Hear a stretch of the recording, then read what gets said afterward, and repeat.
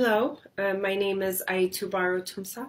My friend Merdasa Disutolosa and I are representing the Oromo Political Prisoners Association and pleading out to the world community concerning a deadly situation where thousands of Oromo University students have been held hostage at various universities in the Amhara region of Ethiopia for almost a month.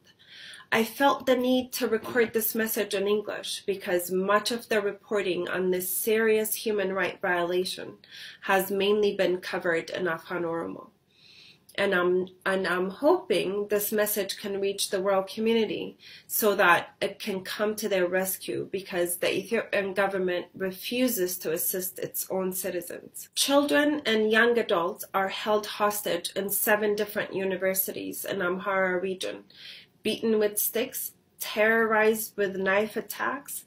A student was reported being thrown from a higher story building, and at least 5 students have been confirmed dead for absolutely no reason but their God-given identity of being an Oromo. Some are hospitalized because of the severity of their injuries, and others are imprisoned simply for defending themselves or attempting to escape. We are appealing for the intervention of the international human rights organizations and to the rest of the world to help put stop to this horror. Violence against Oromo students was initially reported the first week of November by various independent media, explaining the attack was coordinated by extremist militant group which seemed to have a very strong influence and power over the Amhara regional government.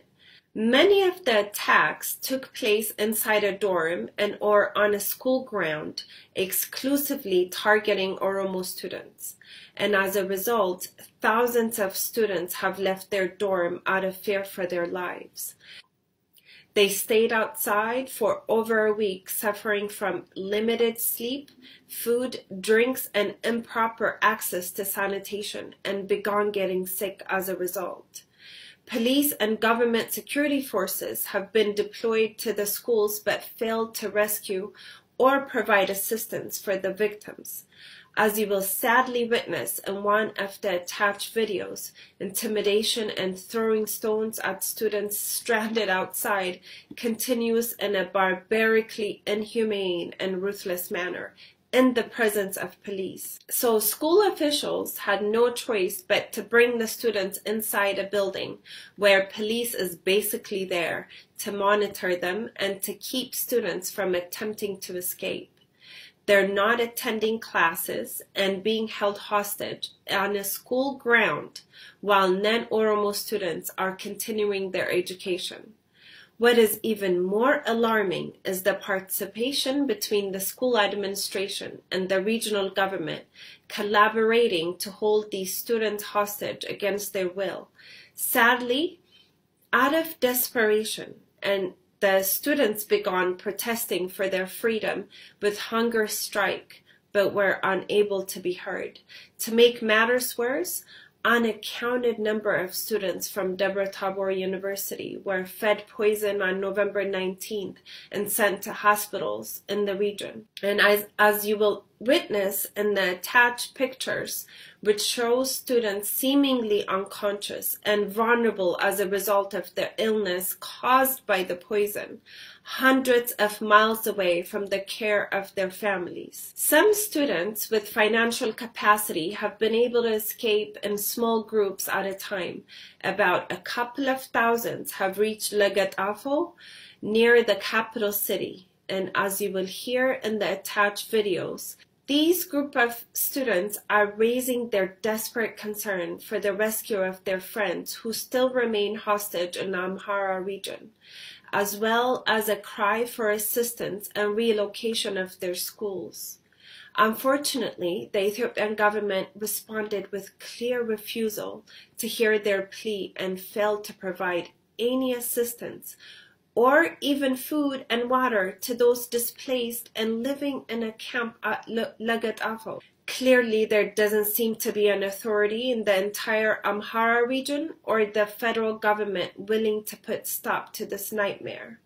We believe this is entirely the responsibility of the universities, Amhara Regional Government, and the Ethiopian government collectively. But we cannot continue to sit back and watch while thousands of Oromo University students are held hostage, terrorized without attending their regular education. So we carved out an action plan to approach this problem.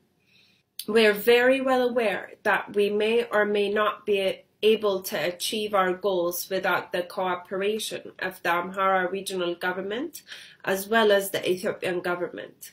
But at the very least, this initiative will attempt to do what it can at its capacity by working with anyone willing to save the lives of these students. So we also hope that you can help us by volunteering at various stages whenever necessary, write letters to international organizations, government officials within Ethiopia and all over the world.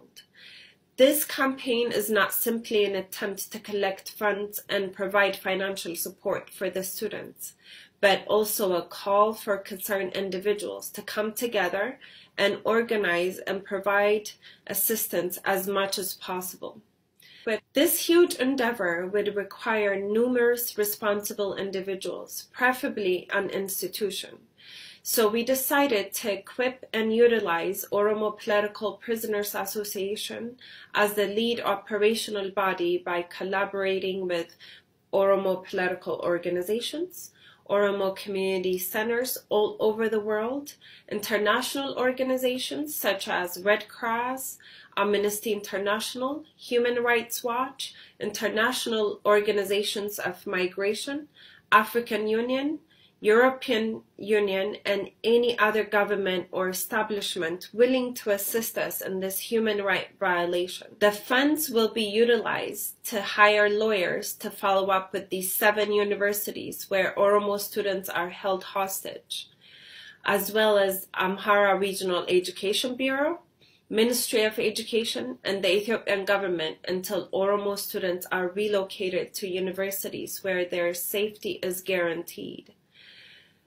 The funds will also be used to facilitate logistics necessary to provide transportations for students whenever possible, provide meals on their journey, transfer wounded patients to hospitals closer to their families, hire lawyers for imprisoned university students and prisoners of consciousness, and organize families so that their voices can be heard concerning their children. And you can also help by forwarding this video to your local media wherever you might be, because the serious injustice against children and young adults must reach the world stage. It's not fair for the Ethiopian government to refuse assistance to its own most vulnerable citizens, children and young adults. To make matters worse, the government demanded for the students to remain in the same violent condition. So please pass this on to whomever willing to listen or can possibly assist.